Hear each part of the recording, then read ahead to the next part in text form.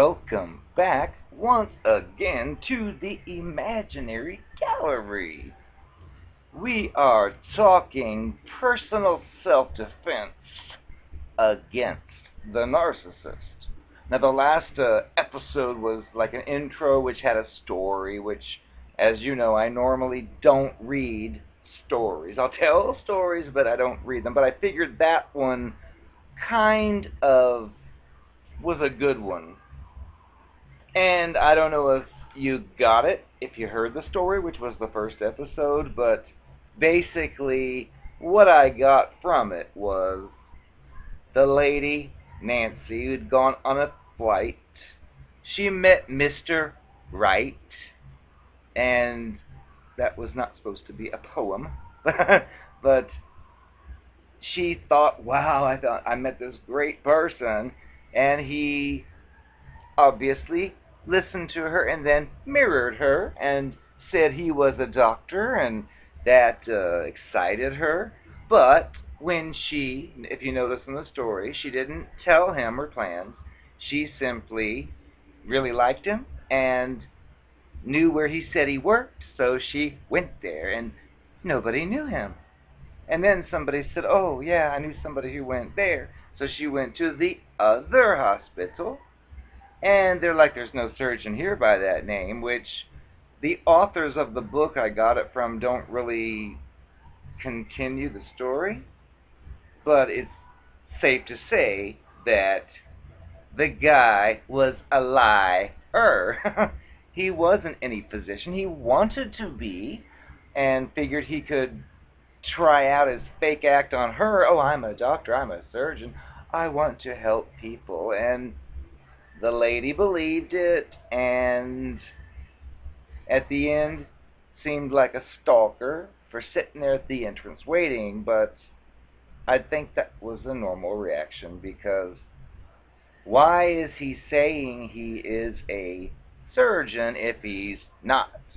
Why wouldn't he just say he wants to be a surgeon or whatever? But the point of that was, though, she was taken in, seduced, and fell for it, and it was fake. So the next part of this beautiful series still comes from the same book, Snakes in Suits, When Psychopaths Go to Work. And we've covered labels that may be an outdated label, but psychopath, sociopath, whatever else, they share a lot of the same techniques.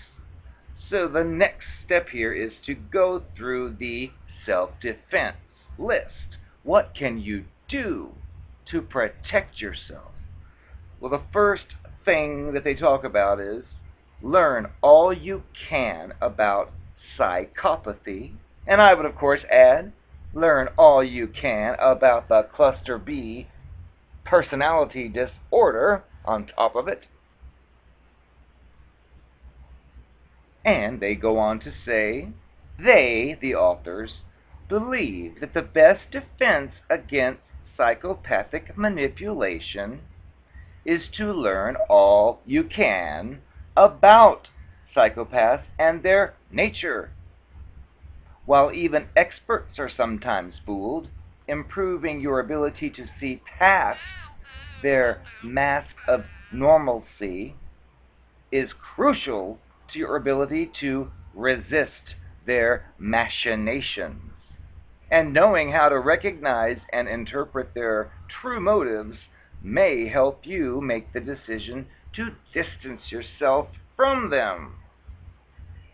Number 2, avoid labeling someone a psychopath or a sociopath, or you get the picture.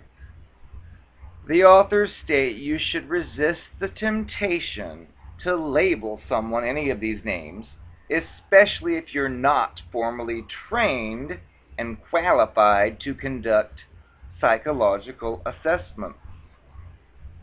The term itself has many negative connotations, some of which may apply to the individual in question, and once used, has a tendency to stick. Careless or inappropriate application of the label would be unfair and might lead to litigation and other forms of retaliation. For most practical purposes, it is sufficient to be aware that a given individual appears to have many of the traits and behaviors that define psychopathy. Trying to psychoanalyze, redeem, or change one of these individuals is a mug's game you cannot hope to win. Number 3, learn all you can about yourself. Know thyself is perhaps one of the wisest bits of advice ever spoken. Self-knowledge will strengthen your immunity against these monsters' games. It is crucial for your psychological, emotional, and possibly physical survival. Psychopaths feed on what they see as naivete and innocence. Now, we are all somewhat reluctant to hear about our faults and weaknesses. Some people avoid going to the doctor because they don't want to know whether their aches and pains reflect something serious. Some avoid talking to psychologists because they fear they will learn something uncomfortable about themselves. Psychopaths are well aware of these concerns and capitalize on them. In effect, a perceptive psychopath may know you better than you know yourself. The more you know who you are, the better able you will be to defend against these monsters' influences. Number 4, understand your own utility to psychopaths and the rest. The most common types of utility attractive to psychopaths relate to money, power, fame, and sex. But in organizational life, this list grows to include access to information, communication, influence, authority, and so forth. Psychopaths target not only executives and celebrities, but others with more subtle value, such as an informal power and influence. It can be difficult to appreciate what your worth might be to a monster like this, in part because society often requires us to play down our assets. A realistic assessment, however, supported by information and feedback from friends, family, and professional colleagues, can help you clarify your strengths and value to others. Psychopaths use impression management to get you to share your assets with them. They may prey on your generosity, trusting nature, or sense of charity.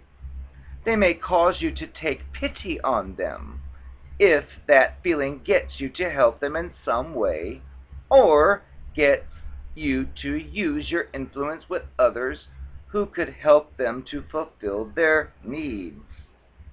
The difficulty lies in separating those in real need, whom you should help, from those who rely on psychopathic manipulation to get you to do so. A good defense is to routinely apply some critical thinking and common sense to social interactions, particularly those that involve people you do not know well. We all like to be complimented, but there is a difference between harmless social stroking and oily flattery designed to ingratiate and manipulate. The problem is that we don't always notice the difference, particularly if we do not have a realistic picture of who we are, and if we are dealing with a psychopath skilled in painting the sort of picture we would like to see. Excessive or incongruous compliments and flattery should be a signal for you to pay critical attention to what is coming next. You have to learn to ask yourself, what does this person really want from me? Number 5, understand your hot buttons and weak spots. This is where we get interesting. We all have hot buttons and weak spots. Hot buttons are those things that provoke an automatic and often emotional reaction from you, get you excited or set you off. For example, you may react with envy and depression when your colleague gets promoted, and with sudden frustration or anger when someone cuts you off in traffic, gets credit for your work, or is critical of the way you dress. You may react with pleasure when complimented on your looks, with anticipation and joy when your candidate is ahead in the polls, or when a player on your team hits a home run. Hobbies are often hot-button topics and tend to provide positive reactions out of most people. Likewise, passion for one's work can provide intense energy and excitement, especially when someone takes an interest in what you do for a living. When someone presses one of your hot buttons, your attention may be diverted from more important things in our social environment, and our evaluation of a person or situation may be colored by the feelings and reactions triggered by this hot button. This reflex-like tendency to let hot buttons get the better of us is not lost on the psychopath or any manipulative person. They will identify your hot buttons and will push them to test their utility. They will use this information to establish in you a mood that is conducive to their current interests and schemes. It is difficult, except in the most blatant situations, to tell if someone has purposely pushed your hot buttons or has inadvertently done so without particular intent to manipulate or use you. In fact, many legitimate friendships are started when someone actually has pushed a hot button in an effort to genuinely befriend you. The psychopath's attempt to use your hot buttons against you, for example, to make you lose control in front of somebody important, will quickly be labeled as a mistake by him or her. If challenged, you may even receive a public apology. However, if the psychopath's motive is to embarrass or humiliate you in front of others, then the damage is already done to your reputation. Often, the psychopath will press your buttons privately, convincing you that he or she understands and shares similar feelings, a ploy to build rapport. For example, you may complain about being irritated or hurt by some inconvenience, slight, or perceived insult by another employee. The psychopath need only say, "Oh my God, she didn't," and you will begin to feel that the psychopath understands and possibly even shares your feelings about the offending event or person. The astute psychopath will then listen to you spill your guts about things, events, and people, thereby ingratiating him or herself with you and providing information that can potentially be used to manipulate you later on in the relationship. Learning all you can about your hot buttons is a first defense against having them pushed unscrupulously. Unfortunately, it is far easier to become aware of one's hot buttons than to learn to control them. Feedback from others, including family, friends, colleagues, is the best source of information about your hot buttons, especially those of which you're not aware. practice with the assistance of a trusted friend or professional coach can help you learn to control or at least moderate your reactions. Eventually, you'll improve in your ability to quickly recognize hot-button reaction as it starts, allowing you time to put on the brakes and regain control of your reactions. Now, like all predators, psychopaths are attuned to the weak spots of those with whom they interact. There are many types of human weakness, and the astute psychopath knows most of them. For simplicity, we'll focus on three common categories: flaws, lacks, and fears. What is wrong with you? Too heavy, too thin, too shy? We often see flaws in ourselves that others do not see. Some are real, but many of these are only in our imagination. Psychopaths are adept at identifying those things that you like least about yourself, and at using them as currency in their dealings with you. Sick. The psychopath will try to convince you that he or she accepts you as you are, despite any flaws you think you have.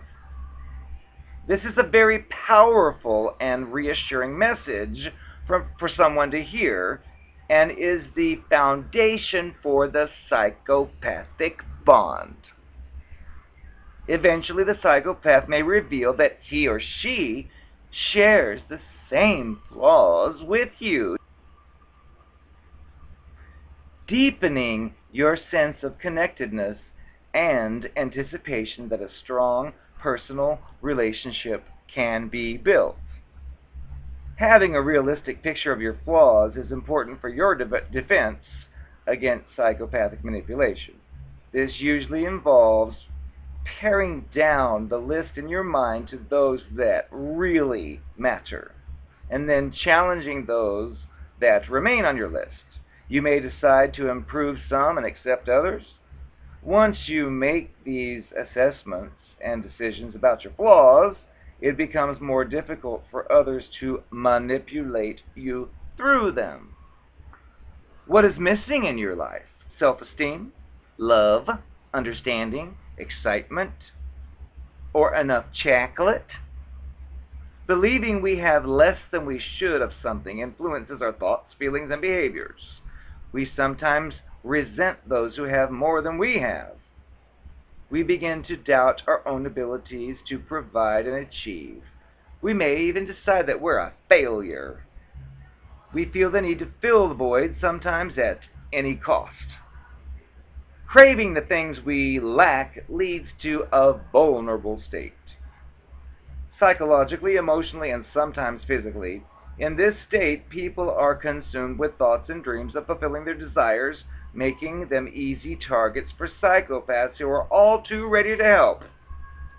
For example, promising to give you what you crave, but with no intention of delivering, is a common technique used in pyramid scams and street games, such as three-card Monte. In these economic schemes, often perpetrated by manipulative psychopaths, you are led to believe that you can make a lot of money, but you usually lose everything before realizing you've been taken. In another example, a psychopathic puppet master may entice you to join him or her in a criminal act to help him or her pay a debt or to get even with someone. The crime may involve stealing money, supplies, or trade secrets from your company, damaging property belonging to others, or even hurting your own family. This is especially appealing if the psychopath convinces you that you will never get caught and that the victims will only get what they deserve. Perhaps, but you now are indebted to the psychopath, and this will come back to haunt you. What are you afraid of? Intimacy? Loneliness? Or speaking in front of a group? All of us have fearful moments, times when we are plagued by questions and doubts. Unless these thoughts are debilitating or intrude in our day-to-day lives, they are within the range of normal. Yet our fears, once identified by the psychopath, provide clues as to how we will react in certain situations and events, and thus become potent tools for manipulation. Defense against this use of our fears is difficult, for they are the product of both nature and nurture, and therefore not easy to modify. A certified counselor or a mental health professional may help us appreciate how vulnerable we become in the face of what we fear and to adopt protective strategies.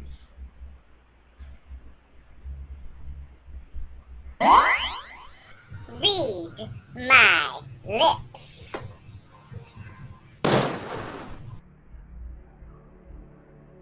Hello, darling. I am the narcopath. I know that when we were together, I always caught you looking at those young, beautiful bimbos who had the pretty faces, and I always felt second fiddle to them. You would always tell me I was the most beautiful one, but I knew that you really liked them better. So I've taken steps to give you a birthday surprise. I have changed my appearance for you. So, I'm gonna unveil it for you now. And once you see my new look, post-plastic surgery, you will be with me forever. Hi, sweetie. Do you want to make love? You always told me I was the prettiest. Come on now.